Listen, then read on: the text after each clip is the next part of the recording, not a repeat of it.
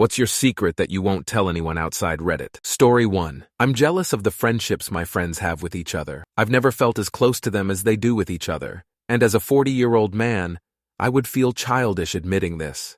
I just feel like an outsider sometimes, and just wish I had the same kind of bond they do. Story 2. Just about every day, when I am in the car headed to work, I genuinely contemplate just driving off and leaving everything behind. My fantasy is heading all the way to Alaska, living in a motel room and washing dishes for work. I can't go through with it because I have people counting on me. Yes, I am in therapy. Edit. I got a message from a bot that a concerned Redditor was reaching out. I don't know who you are, but I appreciate you. I can assure you that I do not wish to harm myself.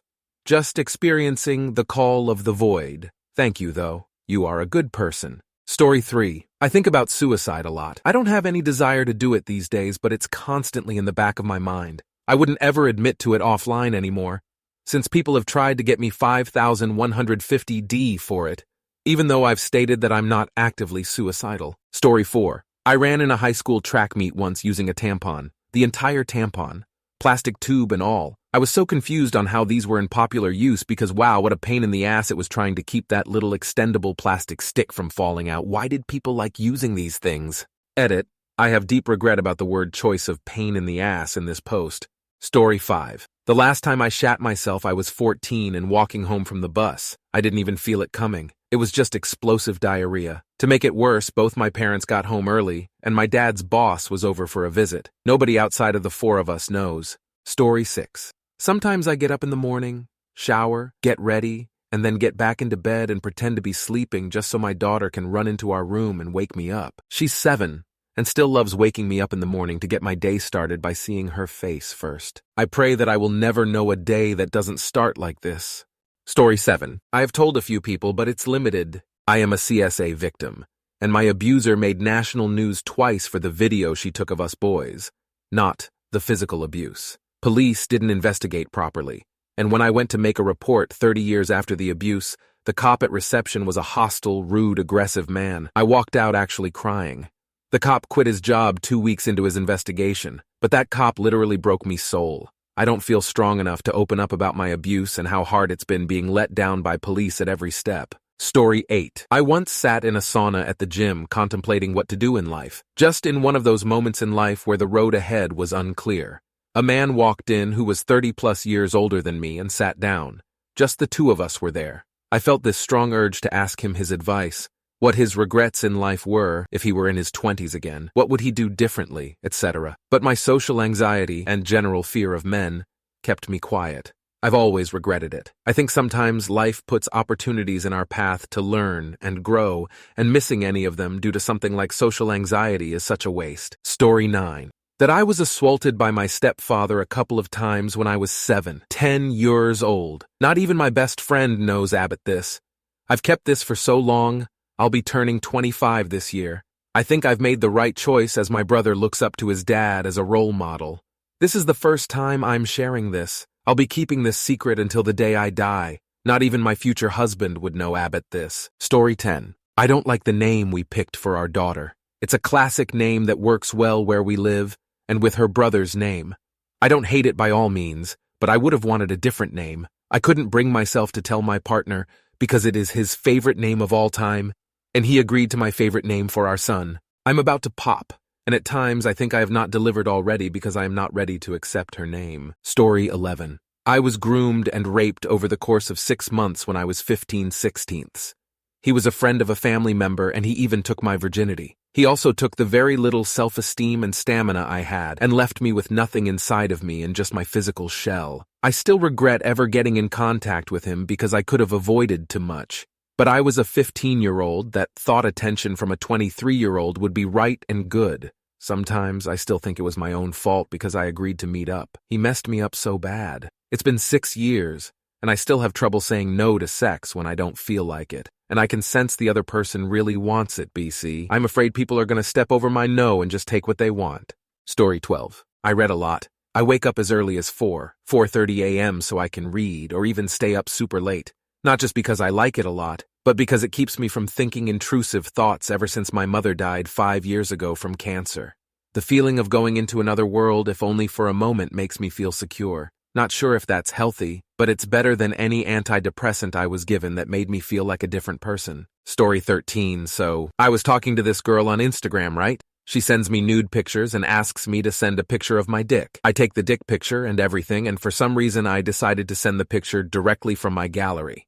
Long story short, I press send on the wrong account and it ends up going to this other girl I already had a falling out with. I unsent it, but not before she saw it and ended up blocking me. Still feel dumb and ashamed to this day. Story 14. My mother collects decorate elephants. I write porn for a living. I will never tell her that the Christmas present she got from me one year, the pride of her collection, was the result of me putting out a particularly filthy story that sold a lot better than I was expecting. I definitely won't tell her that I have been mentally referring to it as the Book of Chiderm this whole time. Story 15. I'm in love with a college teacher from another department, and I regret not dating him while we were students before he got to work as a teacher in uni. And now he's happily married with someone else. I never really got over him, and I still hope they get a divorce or something, 'cause I feel he only uses her for work abroad. I daydream about us dating and enjoying life and have sex together, but fate never gave us a chance. I still think about him till this day. He married his former student BTW, former cause now she's his wife. Time flies. I was 17. He was 19 when we first met, and now we're both 27 and 29. He married her at 24. I still regret the chances I didn't take. They're probably having a baby anytime soon. Story 16. I'm in love with my best friend.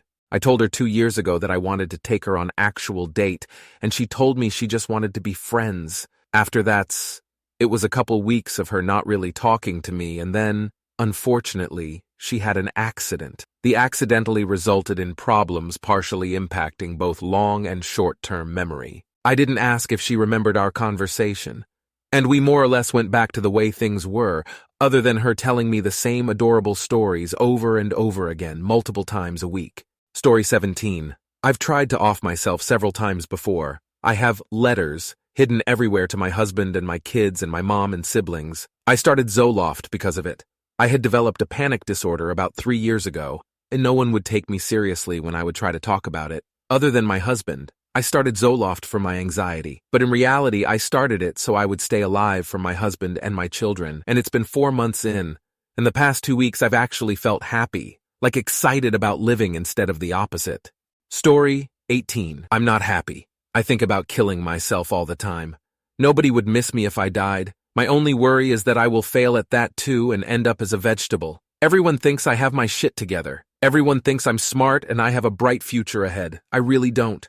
I'm not smart, and I'll never become anything to be proud of. I'm not attractive. I have no proper friends. I have no talents. My family life is falling apart. I'm so depressed I can't function properly. I hate myself, and I hate waking up every morning, and I wish I didn't have to anymore. Story 19. I have a good memory and often remember birthdays and details of people they say in passing. People ask if I write it down, and I said no. Truth is, I occasionally do because I think it's a bit rude to forget things people told me. While I do write stuff down, I may look at it every once and again. Another one. I told someone I can't recall meeting them, nor can they remember meeting me. They said jokingly they must not be memorable. Truth is, I don't remember meeting her, but I do recall seeing her for the first time and knowing she's was the prettiest girl in the room. It was months before I learned who she was, and even more months before I think we actually talked to each other. I don't think we were formally introduced. I think we just knew who the other was. Story 20. I've felt utterly dead inside ever since 18 years old. I get very little joy out of living, and I'm just waiting for the peace of death. Why am I still here? Because unfortunately my survival instinct functions properly, so the best I can do is passive ideation. I take comfort in knowing that no matter what happens, one day I'll finally be dead, and this bleak, miserable nightmare will be over forever. Story 21. I have written a script that automatically generates new Google Voice numbers, emails, and various social media profiles to harass all the people that bullied me in high school, and those who sexually assaulted me 20 years ago. If they block the number, a new number is generated and calls them every 60 minutes randomly. Email-wise, they get flooded by infinitely generated emails regarding bullying and sexual assault that they have to manually block. Jehovah's Witnesses, Mormons, Scientologists, and a bunch of other people knock on their door all the time since they are signed onto their lists. Once a year, I'll update the information in the script if they move or change their number, but this will continue to happen to them until they die. I had an idea to contact their spouses and kids and show them all of this, but decided against it because they were not at fault for any of this. Story 22. My dad bought me an expensive, hideous piece of jewelry when I had each of my babies. I pawned them, but tell him they were in a box that was stolen out of my storage unit. I felt guilty about it until I remind myself he kicked me out a couple months after turning 18. Came home to all my things in the driveway and all the locks changed. And I'm an only child. He's lucky I even speak to him still. Story 23. When I was training for a marathon, I was out for a run and had sudden onset GI issues. I ran behind a bush on someone's lawn and had perhaps the largest shit of my lifetime. It was early morning. Nobody saw me. I had to run home with squidgy shit and the worst swaths of my life. I threw out my shorts and shirt and had a shower. Story 24 I haven't told almost anyone. I'm a dude. I'm straight, but had my curious phase in late teens/early 20s. I'm a fat dude and wasn't popular in high school. I graduated in 2009, at which point if you came out as gay or admitted to messing around with another dude, you were immediately seen as weird and gross, and were usually cut off by your friends. I was really good friends with one of the most popular dudes in school, and him and I had a gay sexual relationship going on for a few years, probably about 6 in total. Never kissed or anything because it was purely sexual and nothing more. I'm still friends with him. And he's always been a really cool dude, and we don't do that stuff anymore. But it just goes to show people that even the most popular dudes can have some crazy secrets. Also, another one. I was squatting in my friend's grandparents' house for about 3 weeks. I lived in their basement, which they rarely went into, unless it was to do laundry, at which point I'd hide behind some boxes they had in the corner. I would usually poop in a bucket, and then put the bucket in the bulkhead. For those who don't know what a bulkhead is, it's a staircase that leads out of a basement and up to some big metal doors like this, until I could get rid of it. I had somehow misplaced the bucket and had to poop really badly and had no idea what to do. There was no way I could sneak out without getting caught. I ended up having the runs and pooped in a small trash can I found. The issue was that the bulkhead doors were completely locked and I couldn't get the door open, so I was stuck with a very stinky trash can. I had to get rid of it, and I could only think of one way to do so. So I dumped the poop in the washer and turned it on, and ran it through 2 loads. I didn't really need to be super quiet in the basement, as the area of the basement I was in was under a few spare bedrooms they had, so I pretty much used their washer as a toilet. Nothing ever came of it, and they never found out. But I felt terrible because they are genuinely good people, and I actually really care about them a lot. But I don't think I could ever tell them, as to this day they still don't know I lived in their basement for 3 weeks. Story 25. So I got my first period in middle school. Everything was fine. I went home and told my mom, and she helped me figure out how to use pads and tampons and all that jazz. For some reason, I thought periods were a yearly thing, not a monthly thing. Next month, around the same time, we had a staff versus student volleyball game. I didn't feel like playing, so I sat with a couple girls who were my frenemies at the time. I was sitting on this girl's lap. I don't know why I hated her, don't even know why I was sitting with her, and now that you can see where this is going, yes, I unknowingly bled all over her lap. I legitimately perioded on my enemy. Although that was extremely embarrassing, I will relish that moment forever. Story 26. I work in a front-facing role where I interact with customers, subcontractors, and clients for 12H a day. I'm chatty, full of energy, and I get on with everyone. But outside of work, I have no friends. The one friend I had has moved away, and we speak very rarely anymore.